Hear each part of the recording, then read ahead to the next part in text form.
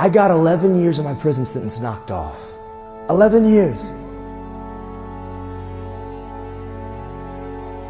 I left prison. And when I left there, I got a letter from the governor's office that said that this young man he's serious about his change and he's trying to overcome it. He's impacting and inspiring. I got this letter, this paper. I left the prison. I was leaving the prison in street clothes. I left 11 years early. I came home 5 years ago. 5 years ago, I came home. And I was on a mission, man. And I was just a broke down dude that's just hungry, and I refuse to fail. I refuse to give up. I may make mistakes. I may do it the first time, the second time, but failure's only failure until you stop trying. Listen, some of you're afraid and you're letting fear, whatever your dream, whatever your goal, whatever it is that you want to achieve, you're letting fear paralyze you. Listen to me. You're never going to know if you can swim unless you jump in the water. You're never going to know that you can achieve your dreams or you're going to fail unless you get into the water. That's when you're going to find out if you're sinking or you're swimming. And here's the truth. Failure's only failure until you give up, man. You don't have to get it right the first time. It's not about perfection. And so some of you, maybe you struggled and you've messed up and you've relapsed, or you've made some hiccups. And even some of us that aren't struggling with addiction, you've made some poor business choices, some poor relationship choices. You've struggled. I'm telling you what, it's not about perfection. It's about progress. Keep putting one foot in front of the other. Giving up is not an option. Giving up on your loved ones is not an option. Giving up on your sobriety is not an option. It's not. I want you guys to understand, you're in the game, man. You're in the game, man. We're in this together. I refuse to believe that addiction and living a life full of drugs and bound to these thoughts and these failures is all that we have. It's not. I'm 10 years sober, and I promise I don't white knuckle it. I'm not counting the days. I'm just chasing down my dream, and I'm no different than any one of you in here. You plus God is always the majority. Period. And so here's what happened with me. It was a Friday night, 2009, July 17th. So I had drank and consumed a half a fifth of whiskey and 13 shots of tequila. I was drunk. A girl named Priscilla Owens, she comes to get me. My friend Mike says, Nathan, you're not driving, right? I said, oh no. I'm not driving, she is. She's my designated driver. We got this. We're going out to TJ's. We're starting the fire. I'll see you in a little bit. Cool, we shook up and we're out the door. But in the process of leaving that bar to getting to the car, there's one question that I'm never going to probably ever have answered. And I can't quite put my finger on it. But somehow, when I left that bar, Priscilla gave me her keys.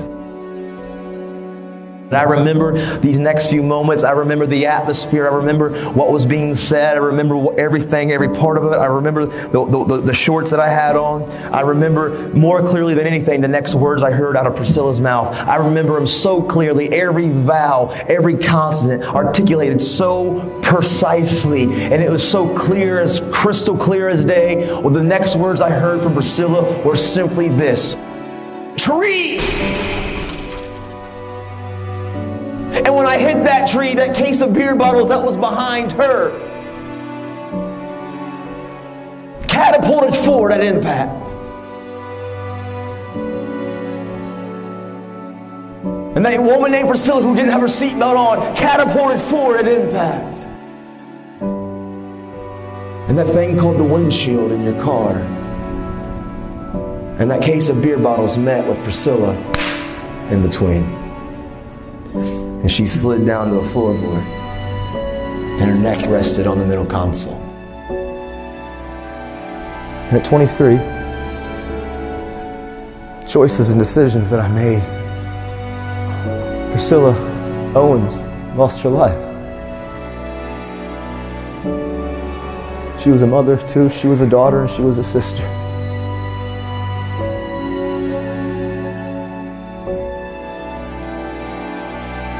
What happened, though, is the family wanted me to contact them right after that. They said, listen, there's no reason for two families to be destroyed. We want you to know that we love you even though we don't know you. We forgive you even though we don't know you. But do us a favor. Just try to make the world a better place.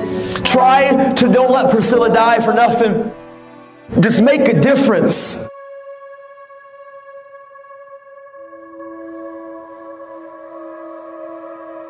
I live with these 3 principles, and I promise you, man, they will change everything about who you are. Hard work works, make good choices, and value people.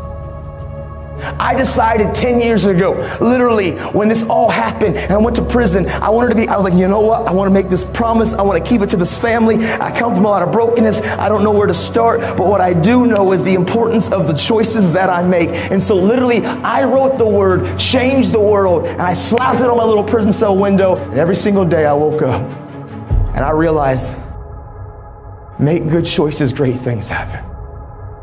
Aim small, miss small.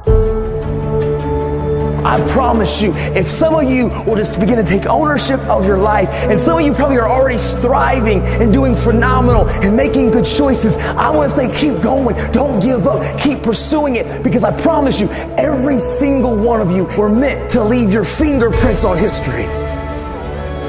But I'm here to tell any of you in here, if you're battling, if you're struggling, you've got to know when to cut anchor and go on about your life, because you can't be letting people live rent-free up here. You can't be letting people hold you back, and who you surround yourself with matters. Change doesn't happen by accident. Change takes intentional choices to be different, and that's just truthful.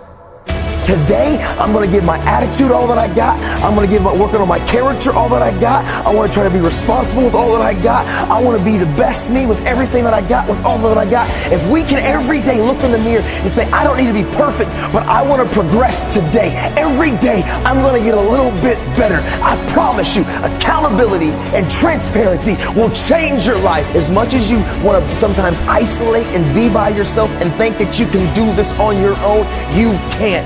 You're not an island, and you can't do this on your own. And it's, yes, we got to have our good friends. We need to have those people that can encourage us, but it's not just on a horizontal level. There has to be a vertical level. Those coaches, those mentors, those people that have been through some things in life, you need them in your life. You need counselors and people in your life that can see you and see your blind spots, because we normally in life, we will not see our blind spots. Make good choices, great things happen. You see, every choice that I can make, listen, I can't control what you think about me. I can't control your opinion of me. I can't control what you say about me, but I control how I react, respond, and what I do with my life. I'm in control of my life. I don't let external factors control me. I'm in control of my life. Because sometimes life can be tough. Life can be challenging. And sometimes the obstacles in front of you seem like they're too big and it's easier just to lay down. But you know what I remember? I remember when my dad used to look at me when the kid said, listen, Nathan, life is never going to give you anything, but if you make it and if you build it, nobody can take it from you.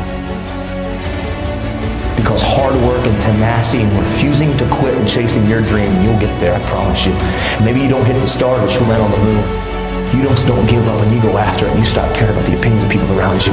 Stop blaming everybody from your hurts. Take ownership of your life. Take off your mask. Don't feed the bear. Make good choices. Be a best friend. Encourage somebody. Be a voice of hope and inspiration.